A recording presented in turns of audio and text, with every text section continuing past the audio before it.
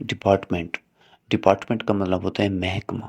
دیکھیں ایک ایگزامپل لے لیں کہ ایک کالج ہے، اس کے اندر بہت سے سبجیکٹ پڑھائے جاتے ہیں، بہت سارے وہاں پہ لیکچرار ہیں، وہاں پہ بہت سارے لیکچرار ہیں، پروفیسر وہ بیٹھے ہوئے ہیں، کچھ جو ہے کیمسٹری پڑھاتے ہیں، کچھ جو ہے نا فزکس کا سبجیکٹ پڑھاتے ہیں، کچھ اور سبجیکٹ، کچھ میتھ، کچھ انگلش کا سبجیکٹ پڑھاتے ہیں، تو یہ الگ الگ ان کے سبجیکٹ ہیں نا۔ تو کیا آپ کیا سمجھتے ہیں کہ ان تمام کو ایک ساتھ بیٹھانا چاہیے؟ کیا تمام اسٹوڈنٹ ایک ہی ساتھ کلاس لیں گے؟ نہیں، ان کو الگ الگ بتایا جاتا ہے۔ تو الگ الگ جب ان کو کیا جاتا ہے تو اس کو ایک نام دیا جاتا ہے، اسے کہتے ہیں ڈپارٹمنٹ، کہ یہ انگلش ڈپارٹمنٹ ہے، یہ میتھ ڈپارٹمنٹ ہے، یہ اس چیز کا ڈپارٹمنٹ ہے۔ مطلب کہ وہ یہ بتاتا ہے کہ یہ اس پارٹیکولر سبجیکٹ کا ابھی ادارہ ہے، محکمہ ہے، کہ یہ پارٹیکولر سبجیکٹ اس جگہ پہ اس علاقے میں پڑھایا جاتا ہے، ان ٹیچر کو یہ ٹیچر پڑھاتے ہیں۔